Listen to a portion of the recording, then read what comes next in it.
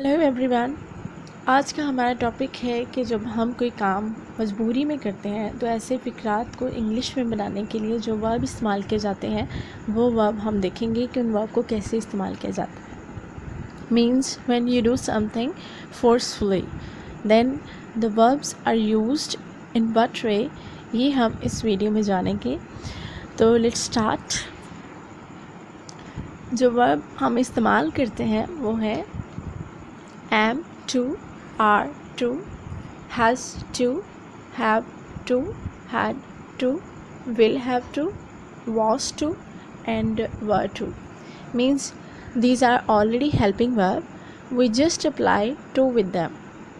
ये सारे helping verb हैं, हम इनके साथ सिर्फ to का इजाफ़ा करते हैं। तो ये एक ऐसी कंडीशन में चेंज हो जाते हैं जिसमें आप कोई काम अपनी रज़ामंदी से नहीं करते बल्कि फ़ोर्सफुली करते हैं, मजबूरी में करते हैं, आपको वो काम करना पड़ता है। तो इसकी एग्ज़ाम्पल्स देख लेते हैं हम कि आप इनको कैसे यूज़ कर सकते हैं।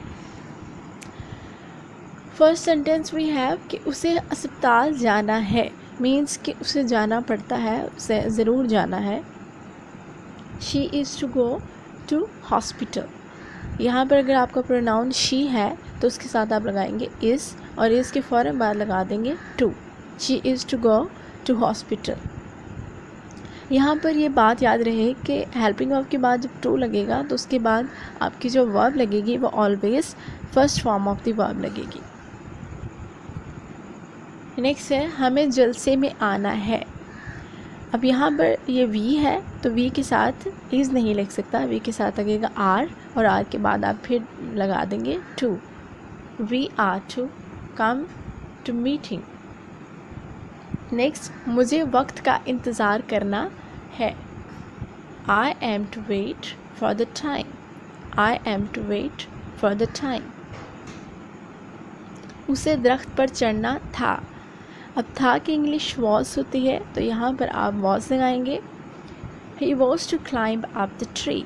ही was to climb up the tree. इन्हें एक मंसूबा सोचना था।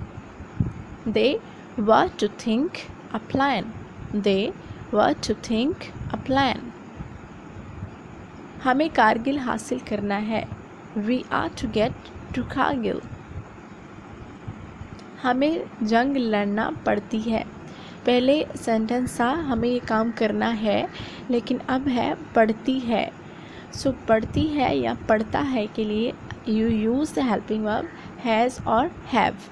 So we have to fight the war. We have to fight the war. मुझे आपका इंतज़ार करना पड़ता है। I have to wait for you. I have to wait for you. Next, Shazia has to read.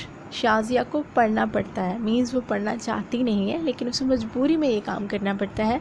So Shazia has to read. हमें सोचना पड़ता है। We have to think.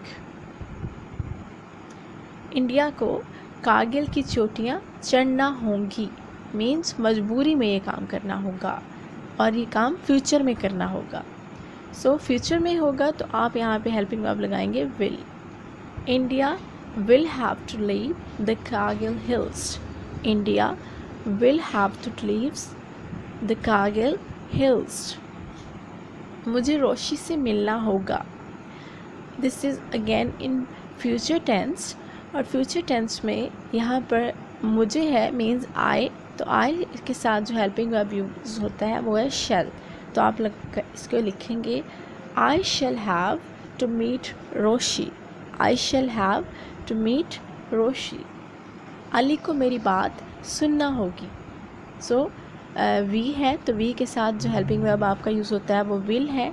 Will say Ali will have to listen to me. Ali will have to listen to me. So इस lesson में हमने ये जाना कि अगर आप कोई मजबूरी में काम करते हैं तो helping verb is are am was were और हैज़ और हैव के साथ टू का इजाफा कर दिया जाता है और उसके साथ में फर्स्ट फॉर्म लगा दी जाती है। Then this formula is use for the things that you do forcefully. I hope so. This video was very clear to you. So इसी तरह की वीडियोस देखने के लिए आप इस चैनल को हार्ट ऑफ इंग्लिश को सब्सक्राइब भी कर सकते हैं।